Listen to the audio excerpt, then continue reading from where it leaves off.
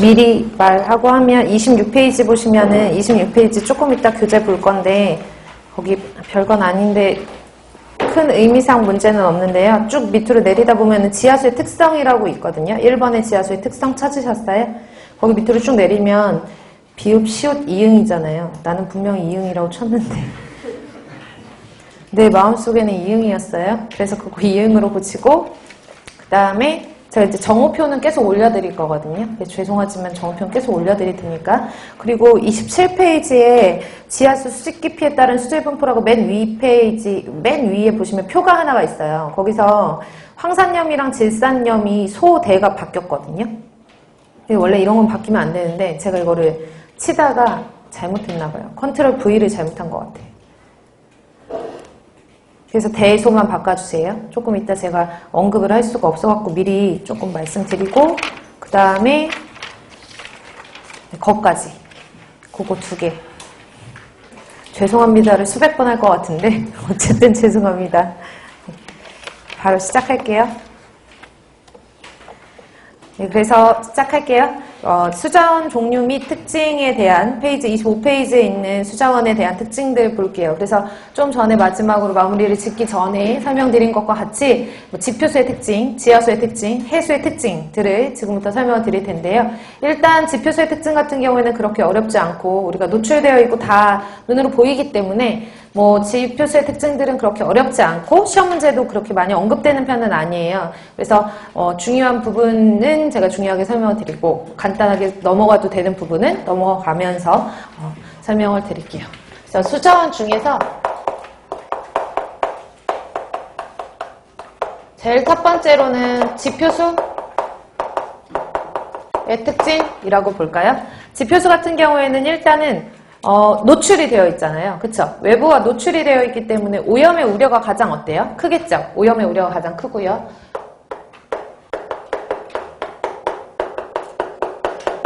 그리고 노출이 되어 있으니까 비가 오면 직접적으로 지하수는 스며들어야 지하수가 만들어지는데 얘네들은 스며들지 않은 상태에서 그냥 노출이 되어 있으니까 비가 많이 오면은 지표수의 양이 갑자기 많아지고 비가 적게 오면 지표수의 양이 적어지잖아요. 그러니까 수량 변화가 어때요? 되게 큰 폭이에요. 수량 변화가 크고 수온 변화는 어때요? 수온 변화도 큰 편이겠죠. 그쵸? 그래서 수량 변화나 수온 변화나 수질 변화도 크죠. 왜냐하면 누군가가 오염물질을 버리면 가장 그 오염에 가장 노출이 제일 많이 되어 있으니까. 그래서 오염의 우려가 큰 만큼 수질 변화도 크고 다른 수자원에 비해서 그 다음에 수량 변화도 크고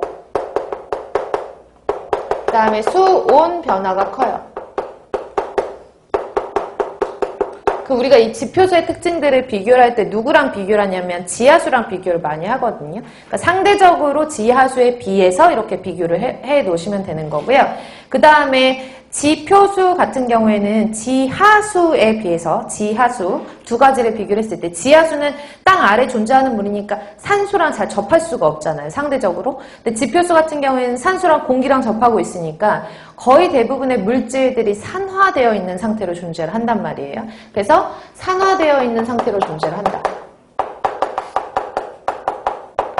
그러면 상대적으로 지하수는 지표수에 비해서 환원 상태라고 보시면 되는데 조금 이따 지하수를 보시면 또 지하수 중에서도 땅에 가까이 있는 윗부분에 있는 지하수가 있고 아랫부분에 있는 지하수가 있거든요. 이 두 개를 상대적으로 비교하면 윗부분에 있는 게 산화 상태를 얘기를 하는 거고 아랫부분에 있는 거는 환원 상태라고 얘기를 하는 거니까 누구와 비교하는지에 따라서 상태는 달라지는 거다라고 알아두시면 돼요.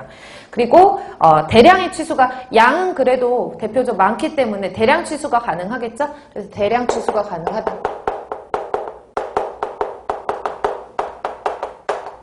지표수의 가장 대표적인 게 하천수와 호소수잖아요. 그쵸? 하천수와 호소수 보시면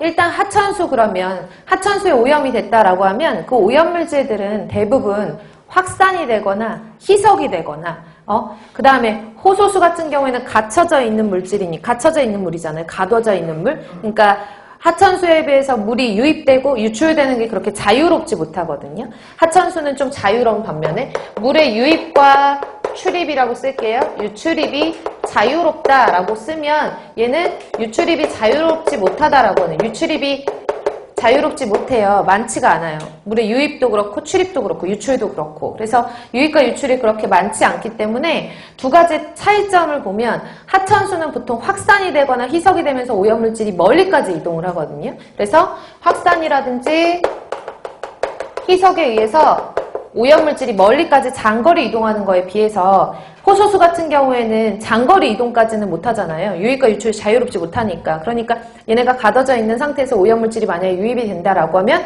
가둬져 있는 물의 특성상 이렇게 침전에 의한 자정이 잘 일어나는 편이에요. 하천에 비해서 상대적으로 침전에 의한 자정이 일어난다. 자정이란 말이 이제 뒤에서 하천수를 수질 관리를 어떻게 해야 되는지, 호소수를 수질 관리를 어떻게 해야 되는지, 뭐 해수를 수질 관리를 어떻게 해야 되는지가 나오는데 거기서 제일 많이 나오는 말이 자정이란 말이거든요. 스스로 자자를 써가지고 스스로 깨끗해지려는 능력을 우리가 자정이라는 말을 쓰는 거예요. 그래서 뭐 자연적으로 우리가 수질 오염이라는 걸 배우기 전에 자연은요, 자연의 상태는 오염물질이 어느 정도 자연에서 발생하는 오염물질은 자연적으로 정화를 할 수 있어요. 예를 들어서 뭐 동물들이, 그냥 자연에서 살고 있는 동물들이 강원도 저기 산골짜기에서 똥 싸고 오줌 쌌어요. 걔네들이 하천 주변에서 똥 싸고 오줌 싼다 하더라도 그 하천은 스스로 그 물질들을 분해할 수 있는 스스로의 능력을 가지고 있단 말이죠. 근데 왜 오염이라는 말을 쓰느냐? 자정작용을 할 수 있는 능력치는 한계가 있는데 그 능력치 이상으로 사람들이 인위적으로 오염물질을 버리기 때문에 스스로 정화를 하더라도 그 한계치를 넘어선 거죠. 그러니까 우리가 오염이란 말을 쓰는 거거든요. 이해 가시죠? 그런 것들은 수질뿐만 아니라 수질, 대기, 토양 다 모든 환경에서 다 공통으로 사용될 수 있는 용어라고 보시면 돼요. 그러면 자정이라는 말을 썼을 때 자정이라는 단어는 우리가 크게 세 가지로 구분을 할 수가 있는데요. 물이라는 것은 물리적으로 자정이 일어날 수 있어요. 예를 들어서 침전이 되거나 확산이 되거나 뭐 희석이 되거나 이런 것들도 물리적으로 자정의 한 일종이라고 보시면 되거든요. 걸러지거나 이런 것들. 그리고 화학적으로 얘네들의 화학 반응으로 인해서 스스로 이제 깨끗해지는 그런 자정작용도 있어요. 물론 적긴 하지만 그래서 그냥 완벽한 화학적은 아니에요. 왜냐하면 완벽한 화학적이라는 거는 약품을 썼다라는 건데 약품을 쓰는 건 자정이 아니잖아요. 그러니까 이거는 이제 물리화학적이라는 말을 이렇게 두 개를 짬뽕을 해가지고 물리화학적인 자정이 일어나고요. 그 다음에 마지막이 생물학적인 자정이에요. 그러니까 생물학적인 자정이라는 얘기는 미생물을 이용을 하는 건데 이 미생물 중에서는 호기성 미생물하고 혐기성 미생물로 가장 구분을 많이 하거든요. 그러면 호기성 미생물, 혐기성 미생물로 구분을 하면 좀 쉽게 말씀드리면 호기성 미생물하고 혐기성 미생물들은 얘네들한테는 오염물질이 밥인 거예요. 그러니까 밥이 들어오면은 호기성 미생물들은 이거 밥을 먹으면서 자기네들이 증식을 하고 점점점